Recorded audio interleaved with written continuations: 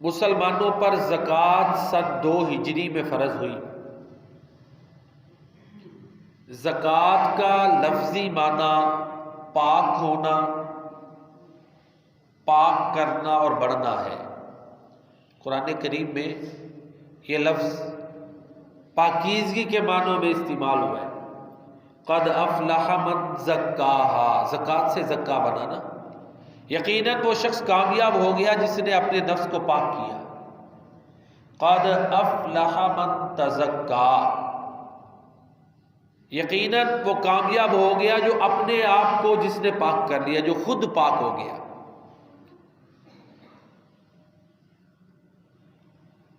اصطلاح شریعت میں یا اسلام میں زکوٰۃ سے مراد وہ مال ہے، وہ خاص مال ہے جو زکوٰۃ کے نصاب میں سے ایک مقررہ مدت کے بعد اللہ کی راہ میں دیا جائے، وہ زکوٰۃ ہے۔ قرآن کریم کا جب ہم مطالعہ کرتے ہیں، قرآن کریم کو ہم پڑھتے ہیں، تو ہم کئی ایک مقامات پر اکٹھا نماز پڑھنے کا حکم اور زکوٰۃ ادا کرنے کا حکم پاتے ہیں۔ اللہ تعالیٰ نے بہت سے مقامات پر نماز ادا کرنے اور زکوٰۃ ادا کرنے کا اکٹھا حکم دیا ہے۔ وَأَقِيمُوا الصَّلَاةَ وَآتُوا الزَّكَاةَ وَارْكَعُوا مَعَ الرَّاكِعِينَ، اور بھی بڑی اس طرح کی آیات ہیں۔ اس پر آپ غور کریں تو اس میں بہت سی حکمتیں ہیں، ایک صرف اس کی میں حکمت بیان کرتا ہوں۔ آج کے دور میں ایک بہت بڑی لابی یا بہت زیادہ لوگوں کی یہ سوچ ہے کہ جی عبادات کی اتنی ضرورت نہیں، بندوں کے حقوق اور ان کی نگہداشت کی زیادہ ضرورت ہے کہ نہیں۔ حقوق العباد کی ادائیگی پر بہت زیادہ زور دیا جاتا ہے۔ تو ایک یہ سوچ بن چکی ہے جی حقوق اللہ کی تو خیر ہے، حقوق العباد بہت ضروری ہے، خیر کسی کی بھی نہیں، حقوق اللہ اور حقوق العباد دونوں ضروری ہیں۔ تو آپ دیکھ لیں نماز کس کا حق ہے جی؟ اللہ کی بندگی ہے، نہیں عبادت ہے۔ زکوٰۃ کا تعلق بندوں سے ہے، تو دونوں کو اکٹھا کیا گیا ہے۔ لہذا اسلام اور قرآن کریم کا یہ منشا ہے، یہ ٹارگٹ ہے، یہ ہدف ہے کہ دونوں پہلو درست ہونے چاہیے۔ ایک مسلمان اللہ کے حقوق بھی ادا کرے، بندوں کے حقوق بھی ادا کرے، اللہ کی عبادت بھی کرے، بندوں کے حقوق بھی ادا کرے، دونوں ضروری ہیں۔ تو یہ ایک بہت بڑی حکمت ہے جو واضح ہوتی ہے۔ ہوتا یہ ہے کہ بڑی معذرت سے ہم جو عبادات کی طرف لوگ توجہ دیتے ہیں نا، ہم حقوق العباد میں بڑے سست ہوتے ہیں پھر، جس کی وجہ سے یہ سوچ یہ نہ سمجھے کہ صرف ان کی غلطی ہے۔ نیوٹرل جائزہ لینا چاہیے نا، غیر جانبدار ہو کر اس کا جائزہ لینا چاہیے کہ لوگوں کی یہ سوچ کیوں بن گئی۔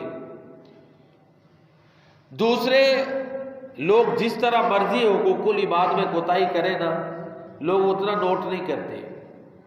کوئی دین سے وابستہ آدمی حقوق میں ادائیگی کرے گا تو فوراً اس کی عبادات کو بھی ہٹ پہ لے آئیں گے۔ تو ہم جو جنہیں اللہ نے توفیق دی ہے نماز پڑھنے کی، روزہ رکھنے کی، دینی تعلیمات پر عمل کرنے کی، تو ہمارے اوپر یہ ذمہ داری بڑھ جاتی ہے کہ ہم اللہ کے بندوں کے حقوق کو بھی صحیح ادا کریں،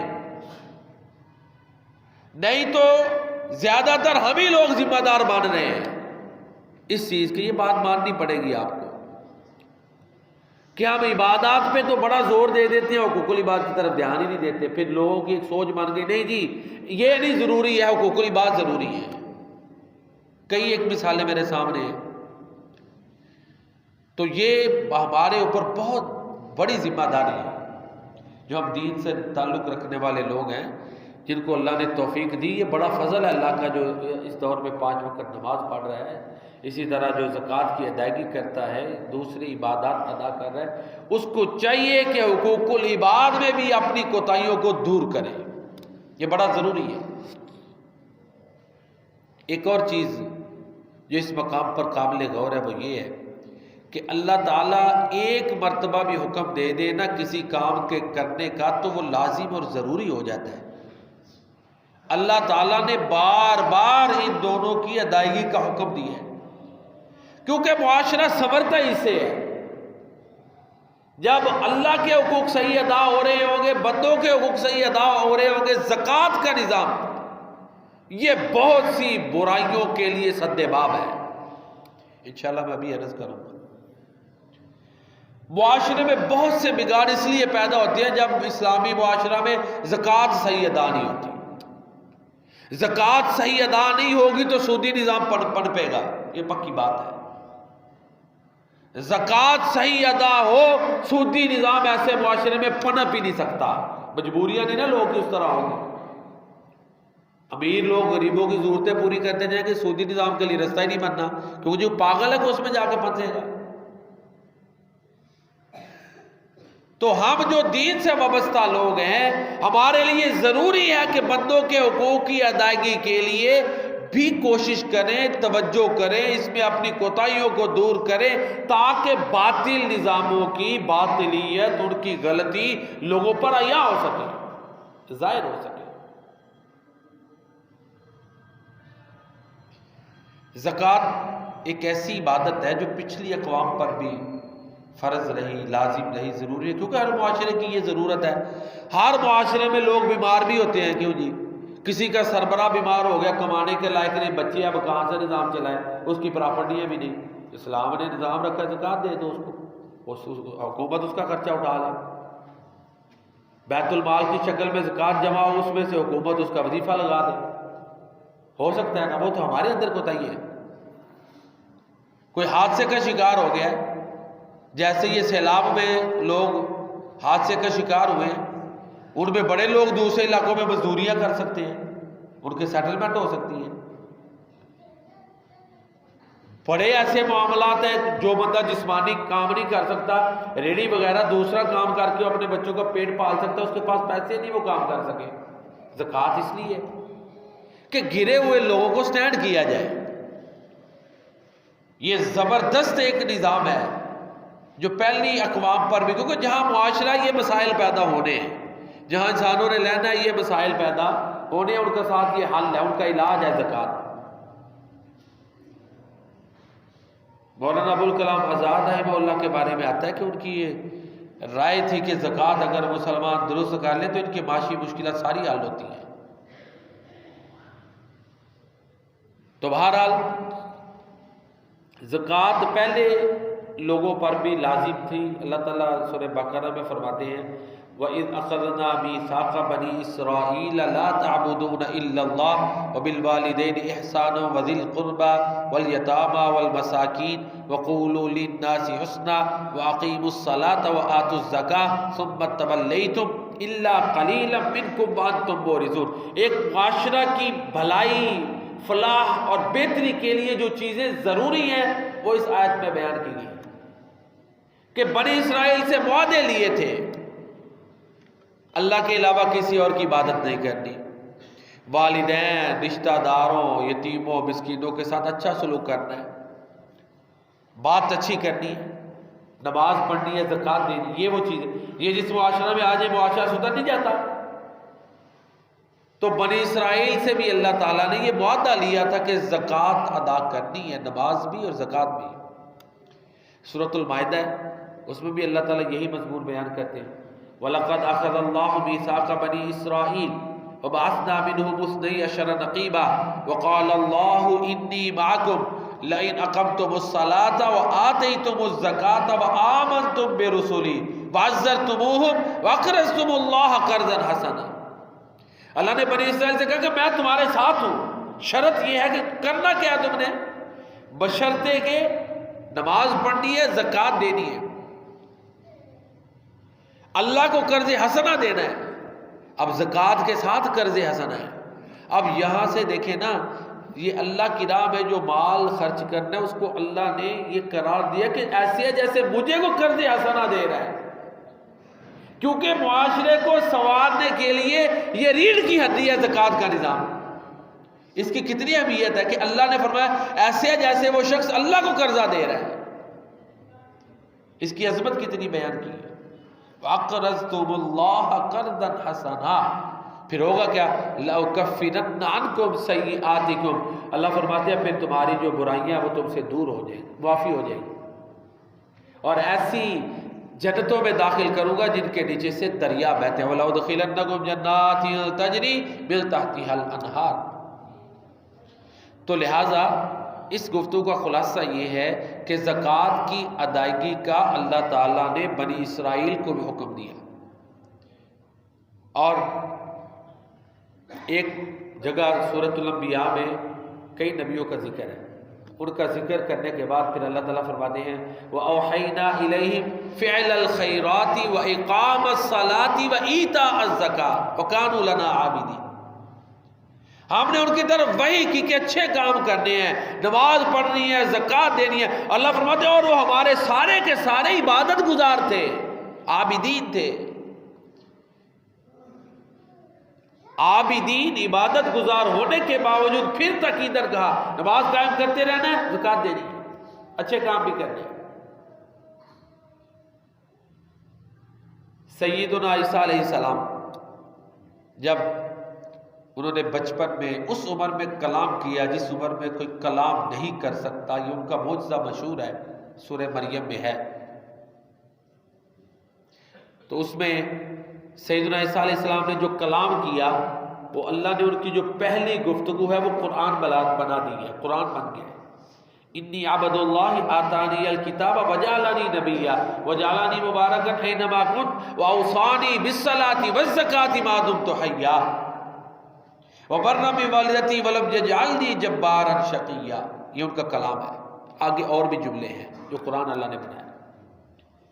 آغاز یہاں سے کیا کہ بے شک میں اللہ کا بندہ ہوں، کیونکہ اس عمر میں کلام کرنے سے بڑے انسانوں میں یہ سوچ پیدا ہونی تھی کہ یہ شاید خدا ہیں یا بیٹے یا ماورا، نہیں، اللہ کا بندہ ہوں۔ سٹارٹ ادھر سے، سارے جتنے بھی اللہ کی اولاد ہونے کے عقائد دوسرے چیزیں سب پر جو تلوار پھیر کے رکھ دی اس جملے نے، انی عبد اللہ، بے شک میں اللہ کا بندہ ہوں۔ اس عمر میں کلام تھی نا، بچپن میں، تو ساتھ کہا اللہ نے مجھے کتاب دیا، نبی بنایا، اور مجھے حکم دیا جب تک میں زندہ رہوں گا نماز پڑھوں، زکوٰۃ ادا کروں۔ تو یہ جو پہلا ان کا کلام ہے یہ ظاہر کرتا ہے کہ وہ اللہ کے بندے ہیں، اور اس کی فرما برداری میں انتہا پر وہ فائز ہیں۔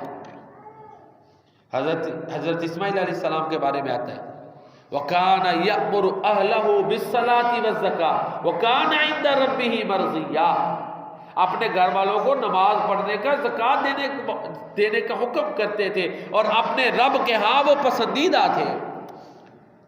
اب تلک جو گفتگو ہوئی اس کا خلاصہ یہ ہے جو اس حوالے سے ہوئی کہ زکوٰۃ کی ادائیگی کا پچھلی امتوں کو بھی حکم دیا گیا ہے، صرف اس امت کو نہیں، پچھلی امتوں کو بھی ادا کیا گیا، یہ حکم دیا گیا ہے۔ اور اگر کوئی زکوٰۃ ادا کرے گا تو اس کا اپنا ہی بھلا ہے، اللہ پہ احسان کوئی نہیں ہے، نہ اللہ کی مخلوق پر کوئی بڑا احسان کر رہا ہے۔ تو اللہ نے اس کو دولت دی ہے، اس کا حصہ ہے، حق ہے اس کا، اس کو دینا ہے۔ زکوٰۃ غریب کا حق ہے، اور یہ بہت بڑی آزمائش ہے، شکر ادا کرے کہ حقدار کو حق دے دیا، احسان نہ چڑھائے۔ وفی اموالہم حق للسائل والمحروم، تو لہذا جو زکوٰۃ ادا کرے گا اس کا نفع اس کی اپنی ذات کو ہے۔ اللہ تعالیٰ فرماتے ہیں وَأَقِيمُوا الصَّلَاةَ وَآتُوا الزَّكَاةَ وَمَا تُقَدِّمُوا لِأَنفُسِكُم مِّن خَيْرٍ تَجِدُوهُ عِندَ اللَّهِ، نماز پڑھو، زکوٰۃ دو، جو خیر آگے بھیجو گے نا وہ اللہ کے ہاں تمہیں مل جائے گی، جو اچھے عمل آگے بھیجو گے نا اللہ کی بارگاہ میں آ کے تمہیں ان کا ریوارڈ مل جائے گا، یہ اس کا مطلب ہے، مفہوم یہ۔ تو لہذا جو نماز پڑھے گا، زکوٰۃ دے گا، اس کو آخرت میں اللہ تعالیٰ سے انعام مل جائے گا، اس کے لیے بہتر ہے، اس کا اپنا نفع ہے۔ ایک اور مقام پر اللہ تعالیٰ قرآن کریم میں فرماتے ہیں وعلیکم السلام وَرَحْمَتِي وَسِعَتْ كُلَّ شَيْءٍ، وَرَحْمَتِي وَسِعَتْ كُلَّ شَيْءٍ، سورۃ الاعراف ہے، 9 پارہ ہے۔ فَسَأَكْتُبُهَا لِلَّذِينَ يَتَّقُونَ وَيُؤْتُونَ الزَّكَاةَ وَالَّذِينَ هُمْ بِآيَاتِنَا يُؤْمِنُونَ۔ میری رحمت نے ہر چیز کو سنبھال لیا ہے۔ یہ رحمت اللہ فرماتے ہیں میں ان لوگوں کے لیے لکھ دوں گا، فَسَأَكْتُبُهَا لِلَّذِينَ يَتَّقُونَ، جو تقوی اختیار کرتے ہیں، زکوٰۃ ادا کرتے ہیں اور آخرت پر ایمان رکھتے ہیں۔ فَسَأَكْتُبُهَا لِلَّذِينَ يَتَّقُونَ وَيُؤْتُونَ الزَّكَاةَ وَالَّذِينَ هُمْ بِآيَاتِنَا يُؤْمِنُونَ۔ تو یہ کتنی بڑی خوشخبری ہے کہ جو بندہ آخرت پر ایمان رکھتا ہو، تقوی اختیار کر لے، زکوٰۃ ادا کرے، وہ اللہ تعالیٰ کی رحمت کا حقدار بن جاتا ہے۔ یہ بڑی حوصلہ افزا آیت ہے۔ اس میں اللہ کی رضا کے لیے، اللہ تعالیٰ کو خوش کرنے کے لیے، اس کی رضا کے لیے زکوٰۃ ادا کرنے پر بہت بڑی خوشخبری ہے۔ جو زکوٰۃ ادا کرتا ہے اس کا آخرت پر ایمان ہے تو کرتا ہے نا، یہ تو انڈرسٹوڈ بات ہے نا۔ پھر ظاہر ہے وہ اس کو اللہ تقوی اپنا ڈر بھی اس کے دل میں پیدا کریں گے تو ادا کرے گا، نہیں تو مالی خرد برد آگے پیچھے کون دیکھ رہا ہے؟ یہ تو اپنی کمائی ہے، دوسرے معاملات میں کس طرح کر جاتے ہیں۔ پاکستان میں تو دعائی یہی پڑی ہوئی ہے۔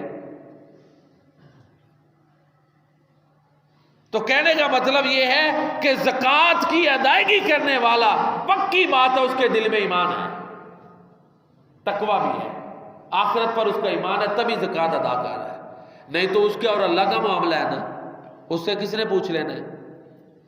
تو ادھر تو حساب کتاب کاؤنٹنگ میں آگے پیچھے کر کے لوگ بڑے پیسے آگے پیچھے کر جاتے ہیں۔ تو بہرحال زکوٰۃ ادا کرنے کا ایک فائدہ یہ ہے کہ اللہ کی رحمت کا وہ حقدار ہے۔ سورہ بقرہ میں اللہ تعالیٰ فرماتے ہیں ان الذین آمنوا وعملوا الصالحات واقاموا الصلاة وآتوا الزکاة، یہ آتوا الزکاة نہیں ہے جی، یہ ماضی کا صیغہ ہے۔ آتا یا آتو وہ امر ہے، یہ ایک جگہ پر آتوا الزکاة آیا ہوتا ہے۔ بے شک جو لوگ نماز پڑھتے ہیں اور زکوٰۃ ادا جنہوں نے کی، زکوٰۃ ادا کرتے رہے، لہم اجرہم عند ربہم، ان کے لیے ان کے رب کے ہاں اجر ہے، نہ ان پر کوئی خوف ہوگا نہ وہ غمگین ہوں گے۔ تو خلاصہ گفتگو یہ ہوا کہ زکوٰۃ ادا کرنے والے کو زکوٰۃ ادا کرنے کا خود فائدہ ملتا ہے، اپنا اس کا فائدہ ہے، اس کی بھلائی ہے۔ اب جو منافقین تھے نا، ان کا طرز عمل یہ تھا کہ وہ زکوٰۃ خود ادا نہیں کرتے تھے، ہیلے بہانے کر کے جہاد سے اور زکوٰۃ سے وہ کنی کتراتے تھے۔ ظاہر ہے مدینہ منورہ میں مسلمان غالب تھے، جو یہودی تھے انہوں نے اسلام کا لبادہ اوڑھا، منافقت اختیار کی۔ مکہ میں کوئی منافق نہیں تھا، منافق یہودیوں میں پیدا ہوئے، ٹھیک ہے، تو وہ دنیاوی فائدوں کے لیے ایسا کرتے تھے۔ اب زکوٰۃ کی ادائیگی میں مال ظاہری طور پہ ہاتھ سے نکلتا ہے، جہاد میں جان خطرے میں پڑتی ہے، تو ان دو عبادات سے وہ ہیلے بہانے کر کے جان چھڑاتے تھے۔ اور پھر ایک اور بات ہے، کوئی بھی معاشرہ، کوئی بھی سوسائٹی یا ملک جب اس میں زکوٰۃ صحیح ادا ہو وہ مضبوط ہوتا ہے، وہ ایک مثالی معاشرہ بنتا ہے۔ تو یہ اس میں رکاوٹ ڈالتے تھے، زکوٰۃ ادا نہیں کرتے تھے۔ اب ظاہر ہے جس کے پاس جتنا مال ہے اس نے اتنی زکوٰۃ دینی ہے نا۔ خود زکوٰۃ منافق ادا نہیں کرتے تھے، جو لوگ جو صحابہ زکوٰۃ ادا کرتے تھے ان پر بھی اعتراضات کرتے تھے۔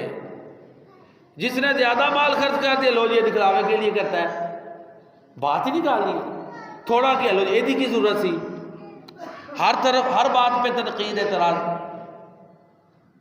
تو اللہ فرماتے ہیں وَمِنْهُمْ مَن يَلْمِزُكَ فِي الصَّدَقَاتِ، کچھ لوگ وہ ہیں اے نبی آپ کو زکوٰۃ اور صدقات کے معاملات میں آپ پر معاذ اللہ تنقید کرتے ہیں۔ فَإِنْ أُوتُوا مِنْهَا رَضُوا وَإِن لَّمْ يُؤْتَوْا مِنْهَا إِذَا هُمْ يَسْخَطُونَ۔ اب یہ ہے کہ وہ چاہتے ہیں اس میں سے انہیں بھی ملے، مل جائے تو راضی، نہ ملے تو ناراض، یہ نہیں دیکھ رہے کہ ان کا حق ہے کہ نہیں۔ ایک دیکھیں نا، جس نے منافقت کا لبادہ اوڑا ہوا ہے، اس کو حلال حرام کی کیا تمیز ہے پھر؟ جبکہ اللہ کے نبی موجود ہیں، قرآن کی وحی نازل ہو رہی ہے، ان حالات میں جو منافقت اختیار کرتا ہے اس کو دنیا کے لیے کہہ رہا ہے، حلال حرام کی کیا تمیز ہوگی؟ تو لہذا وہ چاہتے تھے بس مال آ جائے۔ اس کے برعکس مسلمانوں کی اللہ تعالیٰ نے یہ خوبی بیان کی ہے کہ وہ زکوٰۃ ادا کرتے ہیں۔ سورہ مومنون ہے نا، منافقین کا ایک طرف عمل ہے کہ نہ زکوٰۃ ادا کرتے ہیں بلکہ زکوٰۃ ادا کرنے کی راہ میں رکاوٹ بنتے ہیں۔ جو لوگ زکوٰۃ ادا کرتے ہیں ان کی حوصلہ افزائی تعریف کرنے کی بجائے معاذ اللہ ان کے اوپر تنقید کرتے ہیں، بھیجا ان کی حوصلہ شکنی کرتے ہیں۔ یہ کافر منافقوں کا طرز عمل۔ اس کے برعکس مسلمان تو اللہ سورہ مومنون میں فرماتے ہیں قد افلح المؤمنون الذین هم فی صلاتهم خاشعون والذین هم عن اللغو معرضون والذین هم للزکاة فاعلون، کہ وہ مومن یقیناً کامیاب ہو گئے جو نمازیں خشوع و خضوع کے ساتھ ادا کرتے ہیں، جو لغویات سے بچتے ہیں، جو زکوٰۃ ادا کرتے ہیں، وہ کامیاب ہو گئے۔ جو پاک دامنی اختیار کرتے ہیں، جو امانتوں میں بددیانتی نہیں کرتے، جن مومنوں میں یہ ہے کہ جو یہ خوبیاں اپناتے ہیں، اللہ فرماتے ہیں یہ وہ لوگ ہیں جو جنت الفردوس کے وارث ہیں۔ اسی طرح سورۃ النور میں اللہ تعالیٰ نے ان کے بارے میں، مومنوں کے بارے میں فرمایا ہے رجال لا تلہیہم تجارت ولا بیع عن ذکر اللہ واقام الصلاۃ وایتاء الزکاۃ یخافون یوما تتقلب فیہ القلوب والابصار۔ اللہ کے کچھ ایسے بندے ہیں کہ انہیں تجارت، یہ خرید و فروخت، اللہ کے ذکر سے، نماز پڑھنے سے اور زکوٰۃ ادا کرنے سے نہیں روکتے۔ تجارت ہوتا ہے نا، کاروبار میں انویسٹ کر دیا ہے جی، مال بڑے پلان ہوتے ہیں، یہ بھی تو ایک بڑا عالمی ہے نا، سارے منصوبے بنا لیے ہیں، غریبوں کے لیے کوئی رکھا ہی نہیں بیچ میں کہ یہ اتنا حصہ ان کا بھی رکھے، کوئی زکوٰۃ کے لیے، کوئی غریب غربا کے لیے۔ اپنی آمدن 100 روپیہ پھر یہ لاکھ ہے تو 1,05,000 کے منصوبے بنائے، غریبوں کے لیے کیا بنا؟ مہینے کی آمدن 10 لاکھ ہے تو 10 لاکھ سے بڑے مہینے کے منصوبے بنائے ہوئے، تو یہ تو ظلم ہے نا پھر۔ اللہ کے بندوں کا یہ حال نہیں ہے۔ یہ تجارت، کاروبار، بزنس کا بڑھانا، یہ اپنا مال سمیٹنا، یہ انہیں زکوٰۃ کی ادائیگی سے نہیں روکتا۔ ان کے پلان میں ہوتا ہے کہ یہ فرضی زکوٰۃ ہے، یہ صدقہ کے لیے بھی کچھ رکھنا ہے، منصوبے میں ہوتا ہے اور ہونا چاہیے، یہ لازم ہے۔ پھر اللہ کی مددیں بھی شامل حال ہوتی ہیں، پھر مصیبتیں بھی اللہ تعالیٰ ٹالتے ہیں، بال پاک ہوتا ہے۔ زندگی موت کا کیا پتہ ہے، بعد والوں کا کیا پتہ، خود بندہ اپنے اوپر نہیں لگاتا تو بعد والوں نے لگانا ہے۔ اگر میں اور آپ خود اپنی آخرت کے لیے کچھ نہیں نہ کریں گے تو بچوں پہ امید نہ رکھیں۔ ہر ایک کی اپنی ذمہ داریاں وقت کے ساتھ آتی جاتی ہیں۔ تو بہرحال اللہ کے جو اولیاء ہیں، اللہ کے جو نیک بندے ہیں، وہ ضروری نہیں کہ مسجد میں بیٹھ کر اللہ کرنے والے ہی ہیں، کاروبار کے میدان میں بھی ہیں، ان کو اللہ یاد ہے۔ اللہ کو یاد کرنے کا مطلب یہی ہے کہ وہ زکوٰۃ بھی نکالتے، صدقات و خیرات کا بھی دھیان رکھتے ہیں۔ یہ وہ لوگ ہیں کہ دنیا کے معاملات میں بھی رب کو یاد رکھے ہوئے ہیں۔ یہ اصل ولایت ہے کہ اس حالت میں بھی وہ اللہ کو یاد ہے، کوئی آ گیا ہے، کوئی زکوٰۃ کو فلاں، یہ ان کا بھی دھیان رکھا ہوا ہے۔ تو بہرحال اللہ کے جو نیک لوگ ہیں ان کی یہ سیرت ہے کہ وہ زکوٰۃ ادا کرتے ہیں، دنیا کے بڑے بڑے منصوبے انہیں اللہ کی راہ میں مال خرچ کرنے سے نہیں روکتے۔ وہ رونا بھی نہیں روتے کہ بس جی اب تو گئے، کاروبار ایسے ہو گیا، نہیں۔ وہ ہے نا 3 کا واقعہ، وہ نبینا اور کوڑی والے اور گنجے کا واقعہ ہے نا، تو ایک کامیاب ہوا ان میں، اس نے کہا ٹھیک ہے اللہ نے دی ہے، جتنی ضرورت ہے لے جاؤ۔ اللہ اکبر۔ بنا کر فقیروں کا ہم بھیس غالب، تماشائے اہل کرم دیکھتے ہیں۔ مال والوں کی آزمائش ہے، فقیروں کا بیس اللہ کہتے ہیں ہم بناتے ہیں آزماتے ہیں ان کو. تماشا آزمائش کے معنی میں آ جائے گا، لفظ سخت ہے. تو اسی طرح کچھ لوگ اس عزم سے دعائیں کرتے ہیں کہ اگر اللہ زکوٰۃ مال دے گا تو ہم یہ کریں گے وہ کریں گے. ٹھیک ہے، ارادے کی حد تک، دعاؤں کی حد تک ٹھیک ہے، ایگریمنٹ نہ کرے اتنے سخت، پھر پورا نہ اترے گا تو پکڑ آ جائے گی. کیوں جی؟ ہوتا نا اگر اللہ نے منو مال دیتا تو میں انج کر داں گا، فلاں چیز کروں گا، یا اللہ دے میں ضرور کروں گا. یہ اس طرح کی چیزیں پھر پورا نہ اترا تو مسئلہ نظر ہو جاتی ہے نا، نظر. اس طرح محدود کر کے نظریں نہ مانیں، پھر مانی ہے تو پوری کریں. جیسے یہ ملک ہم نے کس کے نام پہ لیا ہے؟ لا الہ الا اللہ محمد رسول اللہ کے نام پہ لیا ہے نا. تو ابھی بڑی چیزیں اس میں دیکھیں نا، معیشت ہی ہماری اسلام کے مطابق اس طرح نہیں تو کیا بھگت رہے ہیں. تو بہرحال اللہ فرماتے ہیں یمحق اللہ الربا ویربی الصدقات، اللہ سود کو مٹاتا ہے اور صدقات کو بڑھاتا ہے.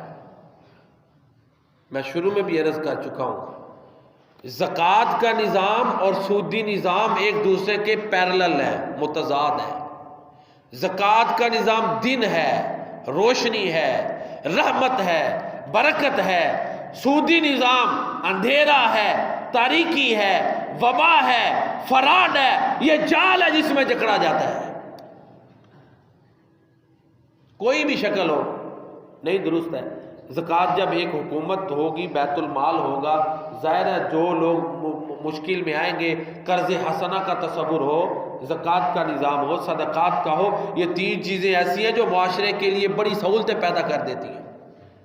اس کے برعکس اگر سود کا نظام ہے، قرضے لینے والے عام طور پر دو طرح کے ہوتے ہیں. ایک ہوتے ہیں جو مجبور ہیں، بنیادی ضروریات زندگی انہوں نے پوری کرنی ہے، قرضہ اس لیے لیتے ہیں نا. ایسے بھی لوگ بنیادی ضرورت، بیمار ہو گیا علاج کروانا ہے، کھانے کے لیے کچھ نہیں، کچھ کھانے کے لیے لینا ہے.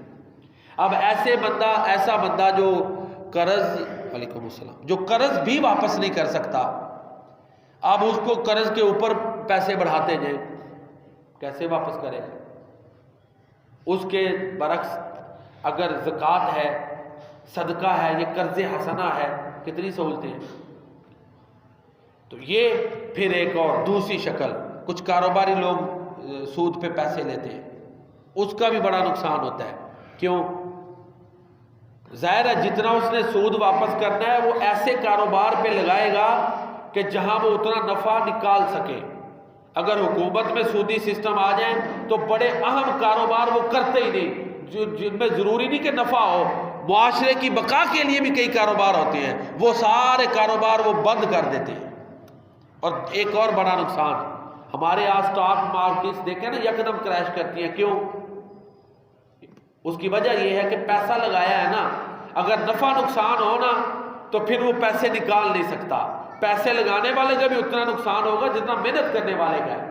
لیکن اگر پیسے لگانے والے کو پتہ ہے کہ جی میں پیسے اٹھا لوں گا، نقصان تو محنت کرنے والے کا ہونا ہے، وہ جب مرضی پیسے اٹھا لے. ہوتا ہے کہ نہیں؟ یہ سودی نظام کی ایک یہ بہت بڑی تباہی ہے کہ ایک بندے نے قرضہ لیا ہے، اس کا کاروبار تھوڑا گھاٹے میں جا رہا ہے، جس نے پیسہ دیا ہے وہ سارا اس کے پاس اختیار ہے، جب مرضی واپس لے لے. اب جو وہ کاروبار میں ابھی فلورش ہونا چاہتا تھا، ترقی کرنا چاہتا تھا، سارا پیسہ تو اس نے لے لیا، وہ تو ڈوب گیا. دوسرا اگر نفع نقصان کی بنیاد پر ہوگا تو پیسے لگانے والے کا بھی اتنا نقصان ہوگا، محنت کرنے والے کا بھی اتنا ہوگا، آسانی سے پیسہ اٹھا نہیں سکتا. سودی نظام میں یہ بھی ایک بہت بڑی. اور پھر ایک اور بڑی، جو سود دیتے ہیں پھر ساتھ پالیسیاں بھی اپنی دیتے ہیں. جنہوں نے قرضے سود پہ دینے ہیں نا، ساتھ وہ پالیسیاں جیسے آ رہی ہیں، یہ کرو وہ کرو، ایسے کرو ایسے ہوگا. جبکہ زکوٰۃ اس کے بارے میں اللہ کی رحمت ہے، زکوٰۃ کا نظام. حالانکہ معاشیات میرا اس طرح نہیں ہے ٹاپک ہے، نہ معاشیات میں میرا کوئی تخصص ہے، لیکن سطحی طور پہ قرآن و سنت سے یہ چیزیں سمجھ میں آتی ہیں. باقی جو لوگ اکنامکس سے ماہر ہیں، جو معاشیات کو زیادہ گہرائی سے سمجھتے ہیں، وہ اس کو مجھ سے اچھی طرح سے آپ کو سمجھا سکتے ہیں. تو یہ سود کی تباہ کاری ہے. ہر وقت محنت کرنے والا خوف میں جکڑا ہوگا کہ پتہ نہیں کب سرمایہ وہ لے لے. پھر کاروبار بہت سے ایسے جو معاشرے کے لیے ضروری ہیں لیکن اس طرح نفع بخش نہیں ہے، وہ بند ہو جاتے ہیں۔ تو سود کے بارے میں اللہ فرماتے ہیں یمحق اللہ الربا ویربی الصدقات، اللہ سود کو مٹاتا ہے، صدقات کو بڑھاتا ہے۔ یہ قرض حسنہ کا نظام، یہ زکوٰۃ اور صدقات، یہ سود کے اپوزٹ ہے۔ یہ آ جائے تو دنیا کے لیے بہت زیادہ بہتری ہو جائے گی۔ ان کے مقابلے میں ہم مسلمان ہیں، ان کے مقابلے میں سرمایہ دارانہ نظام اور کمیونزم ہے اسلام کے مقابلے میں۔ اسلامی 3 معیشتیں بڑی ہیں نا دنیا میں، ایک اسلامی معیشت ہے، اسلام کی معیشت کا نظام ہے، ایک سرمایہ دارانہ نظام ہے، اس کے مقابلے میں اشتراکیت ہے جو یہ رشیا وغیرہ میں ہے۔ آپ موازنے کر لیں، اسلام کا نظام انسانیت کے لیے رحمت ہے، لیکن آپ مسلمان ہیں ہی نہیں، مولوی ہیں تو فرقوں میں الجھے ہوئے ہیں، عام آدمی ہے تو اس کی ترجیحات ہی یہ نہیں ہے، تو کدھر ہم اس طرح؟ اقبال نے کہا نا گلا تو گھونٹ دیا اہل مدرسہ نے تیرا، کہاں سے آئے صدا لا الہ الا اللہ۔ تو بہرحال یہ جو زکوٰۃ کا نظام ہے، جو مالدار لوگ ہیں وہ اسلام کی ان تعلیمات پر عمل کریں، زکوٰۃ کی ادائیگی سے باقی مال میں برکت ہوتی ہے، غریبوں کی دعائیں شامل ہوتی ہیں، اسی سے معاشرے پنپتے ہیں۔ جب زکوٰۃ کا نظام بہتر ہوتا ہے، سود اپنی موت آپ مر جاتا ہے۔ لوگ تھوڑے سے فائدے کے لیے اپنے رستے بدلتے ہیں، تو ادھر تو ہزاروں فائدے ہیں اس نظام میں، اسلام کے۔ تو زکوٰۃ نہ ادا کرنے والے، ان کے لیے اللہ کے پیارے نبی صلی اللہ علیہ وسلم نے جو ہے نا، ایک تو یہ قرآن میں آتا ہے کہ وہ آخرت کا انکار کرتے ہیں، الذین لا یؤتون الزکاۃ وہم بالآخرۃ هم کافرون۔ ظاہر ہے جس کا آخرت پر ایمان ہوگا وہ زکوٰۃ دے گا، جو نہیں ہوگا، اس کا آخرت پر ایمان نہیں ہے تو زکوٰۃ نہیں نہ دے رہا۔ حضرت ابوبکر صدیق، فتویٰ بڑا یہ سخت ہے لیکن ہے حقیقت ہے۔ آپ کہیں گے جی لو جی یہ تو کافر بنانا شروع ہو گئے، یہ میں نہیں کہہ رہا، اپنے آپ سے پوچھ لیں، قرآن کہہ رہا ہے جو زکوٰۃ ادا نہیں کرتے وہ آخرت کا انکار کرنے والے ہیں۔ حضرت ابوبکر صدیق رضی اللہ تعالیٰ عنہ نے کیا منکرین زکوٰۃ کے خلاف علم جہاد بلند نہیں کیا؟ اور ابوبکر صدیق وہ خلیفہ ہیں کہ جن کے بارے میں اللہ کے نبی نے کہا کہ میری سنت اور میرے خلفائے راشدین کی سنت کو اپنانا ہے، علیکم بسنتی وسنت الخلفاء الراشدین المہدیین۔ بڑے مسائل تھے اس وقت، مسیلمہ کذاب کا مسئلہ تھا، اس نے نبوت کا جھوٹا دعویٰ کر دیا، روم کے خلاف ایک محاذ کھڑا ہوا تھا جو اس وقت کی سپر طاقت تھی، یہ مسائل تھے۔ اندرونی طور پر ابھی نبی کریم صلی اللہ علیہ وسلم اس دنیا سے اللہ تعالیٰ کے پاس تشریف لے گئے، وفات پا گئے، وصال ہو گیا، جو بھی آپ کی شان کے مطابق، میں اکثر یہ عرض کرتا ہوں، آپ صلی اللہ علیہ وسلم کا جسم پاک اپنی قبر مبارک میں محفوظ ہے، سب سے اعلیٰ مقام پر ہیں آپ کا، برزخ میں بھی، قبر مبارک میں بھی، جو آپ کی شان کے مطابق اللہ نے وہ عظمتیں آپ کو آپ کی قبر میں دی ہوئی ہیں۔ تو وہ حالات تھے کہ اللہ کے نبی دنیا چھوڑ کر اللہ تعالیٰ کے پاس تشریف لے گئے، ادھر سے جھوٹے نبوت کے دعویٰ کرنے والے اٹھ کھڑے ہو گئے، کچھ لوگ ویسے ہی ابھی ان کی تربیت ایسی نہیں تھی، زکوٰۃ کا انکار کرنے والے آ گئے، رومیوں کے خوف تھا کہ وہ مدینہ پر حملہ کر دیں گے جو ایک سپر پاور تھی اس وقت۔ ان حالات میں بھی ابوبکر صدیق رضی اللہ تعالیٰ عنہ نے بڑا بولڈ سٹیپ لیا کہ جس نے زکوٰۃ کا انکار کیا اس سے ہم لڑ کر جہاد کر کے زکوٰۃ لیں گے۔ تو پھر نبی کریم صلی اللہ علیہ وآلہ وسلم نے معراج کی رات دیکھا کہ کچھ لوگ جانوروں کی طرح چل رہے ہیں۔ اللہ کے نبی صلی اللہ علیہ وسلم سے پوچھا گیا، ان کے اعضاء کے اوپر وہ ٹاکیاں بندھی ہوئی تھیں اور وہ جانوروں کی طرح وہ لوگ چل رہے تھے۔ اللہ کے نبی نے جب دیکھا تو جبریل سے پوچھا کہ جبریل یہ کون لوگ ہیں؟ تو جبریل علیہ السلام نے فرمایا یہ وہ لوگ ہیں جو زکوٰۃ ادا نہیں کرتے۔ تو اس کے علاوہ اور بھی بڑی سزائیں ہیں، قرآن میں آتا ہے کہ جو لوگ وَلَا يَحْسَبَنَّ الَّذِينَ يَبْخَلُونَ بِمَا آتَاهُمُ اللَّهُ مِنْ فَضْلِهِ هُوَ خَيْرًا لَهُمْ بَلْ هُوَ شَرٌّ لَهُمْ۔ جو لوگ بخل کر کے مال جمع کر لیتے ہیں وہ یہ نہ سمجھیں کہ یہ مال ان کے لیے بہتر ہے، بلکہ یہ ان کے لیے برا ہے، یہ ان کے لیے اچھا شگون نہیں ہے۔ وہی مال سانپ بنے گا، وہی جانوروں کا اگر زکوٰۃ روکتا ہے تو وہی اس کو رون دیں گے۔ تو لہٰذا زکوٰۃ کا انکار انسان کی تباہی کی طرف اس کو لے جاتا ہے، وہ اپنی آخرت کو تباہ کر لیتا ہے۔ ساری انسانیت اللہ نے اس کو اپنا کنبہ قرار دیا، ان خلائق کو۔ تو اللہ کی مخلوق پر رحم یہ اللہ کو بڑا پسند ہے، اللہ کی مخلوق پہ ترس کھانا، اس پہ رحم کرنا، یہ اللہ کو بڑا پسند ہے۔ انسان تو پھر اشرف المخلوقات ہے، عام مخلوقات کے واقعات ہیں کہ رحم کھایا، ترس کھایا، اللہ نے معاف کر دیا۔ ایک کاروباری کا واقعہ ملتا ہے کہ لوگ اس سے ادھار سامان لے جاتے تھے تو وہ کسی کو مہلت دے دیتا، کسی کو معاف کر دیتا۔ جب اللہ کی بارگاہ میں پیش ہوا تو اللہ تعالیٰ نے کہا کہ تیری نیکی ہے، بڑا گناہ گار تھا، کہتا ہے کوئی نہیں ہے، سوچ کے کہتا ہے کہ ہاں یا اللہ یہ ایک خوبی ہے کہ میں لوگوں کو ادھار دیتا تھا، تنگ دستوں کو معاف کر دیتا تھا۔ تو اللہ کے نبی فرماتے ہیں اللہ نے فرمایا یا اللہ فرمائے گا کہ میں تجھ سے زیادہ معاف کرنے کا حق رکھتا ہوں جب میں نے تجھے معاف کر دیا۔ کرو تم مہربانی اہل زمیں پر، خدا مہرباں ہوگا عرش بری پر۔ ساری گفتگو کا خلاصہ یہ ہے کہ زکوٰۃ کا لفظی معنی پاک ہونا اور بڑھنا ہے۔ زکوٰۃ ادا کرنے سے ظاہری طور پہ مال کم ہوتا ہے، حقیقت میں بڑھتا ہے، اس میں برکات ہوتی ہیں۔ زکوٰۃ ادا کرنے سے مال پاک ہو جاتا ہے، ایسے ہی جیسے دودھ کا بھرا ہوا کوئی ٹب یا زیادہ مقدار میں اس میں تھوڑا سا پیشاب ہوگا تو وہ سارا خراب ہو جائے گا۔ وہ جو 100 میں 2.5 روپے ہیں وہ اس انسان کے نہیں ہیں، وہ ایسے حقدار کے ہیں جو حق لے بھی نہیں سکتا۔ مالدار کے لیے آزمائش ہے، وفی اموالہم حق للسائل والمحروم۔ تو لہٰذا زکوٰۃ ادا کرے گا تو مال پاک ہے، نہیں تو اس کا باقی مال بھی پاک نہیں رہے گا، اور یہ اس کی کتنی بڑی سزا ہے جو زکوٰۃ ادا نہیں کرتا۔ زکوٰۃ اللہ کی راہ میں مال خرچ کرنا یہ پچھلی امتوں پر بھی لازم رہا، کیونکہ معاشروں کی بقا اسی سے ہے۔ بنی اسرائیل کو الگ الگ اللہ نے حکم دیا کہ زکوٰۃ ادا کرنی ہے۔ حضرت عیسیٰ علیہ السلام نے کہا کہ میرے رب نے مجھے حکم دیا ہے زکوٰۃ ادا کرنی ہے۔ اسماعیل علیہ السلام اپنے گھر والوں کو حکم دیا کرتے تھے کہ زکوٰۃ ادا کیا کرو۔ ایماندار جو لوگ ہیں مسلمان، وہ ہر حالت میں اللہ کو نہیں بھولتے اور ان کے دلوں میں تقویٰ رہتا ہے، وہ اللہ کی راہ میں مال خرچ کرتے رہتے ہیں، وہ اپنے پلانز میں، منصوبہ جات میں زکوٰۃ اور صدقات کو جگہ دیتے ہیں، ان کو بھی اپنے منصوبہ جات میں رکھتے ہیں۔ ان کے منصوبوں میں ایسا نہیں ہوتا کہ غریب غربا کے لیے کوئی حصہ ہی نہ ہو، وہ اللہ کو یاد رکھتے ہیں۔ منافقین ڈھیلے بہانے کر کے جو ہے وہ زکوٰۃ کی ادائیگی سے کنی کتراتے ہیں۔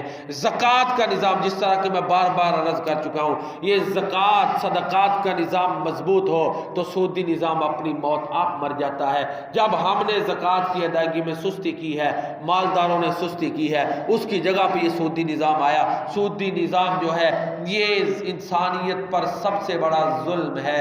آج بھی آپ دیکھ لیں جن ملکوں کو قرضے دیے جاتے ہیں ان کی پالیسیز کو کنٹرول کیا جاتا ہے، ان کی ترجیحات کو کنٹرول کیا جاتا ہے، وہاں حکومتوں کو بنانا گرانا یہ سارا کچھ وہ کرتے ہیں۔ تھوڑے سے آپ یہ تجزیات پڑھ لیں، آپ پر یہ بات واضح ہو جائے گی۔ تو جو قومیں اپنے آپ کو یہ سودی نظام سے بچاتی ہیں ان میں خودداری پیدا ہوتی ہے، وہ اپنے فیصلے پھر آپ کرتی ہیں۔ اسی طرح فرد واحد ہے تو اگر وہ بیچارہ بنیادی ضرورتوں کے لیے سود پہ قرضہ لے دے گا تو کہاں سے واپس کرے گا؟ اس کی تباہی کا ہی ایک سبب ہے۔ کاروباری لوگوں میں بھی ایسے ہوتا ہے کہ ظاہر ہے جب سود اللہ سے جنگ ہے تو جنگ کر کے اپنے کاروبار میں مال انویسٹ کرے گا، آپ خود بتائیں برکت ہوگی کہ نہیں؟ میں نہیں کہتا، قرآن پڑھ لیں۔ تو لہٰذا اس سے بچنا بڑا ضروری ہے۔ اسلام کی جو روح ہے، اسلامی معاشرت کی جو روح ہے، قرض حسنہ ہے، اسی طرح صدقات اور خیرات ہیں۔ آزمائشیں آتی ہیں، قرضے دینے والوں کے قرضے ڈوبتے بھی ہیں۔ ہمارے ہاں عام طور پر ہر دکان پہ آپ کو پتہ لکھا ہوتا ہے ادھار جنگ ہے، بند ہے کہ نہیں، یہ معاملات ہیں۔ اس کے باوجود پھر بھی انسان کو اللہ کی رضا کے لیے اپنی کیپیسٹی کے مطابق پھر بھی ایک مثبت کردار اپنی حد تلک ادا کرنا چاہیے۔ اللہ تعالیٰ کی بارگاہ میں دعا ہے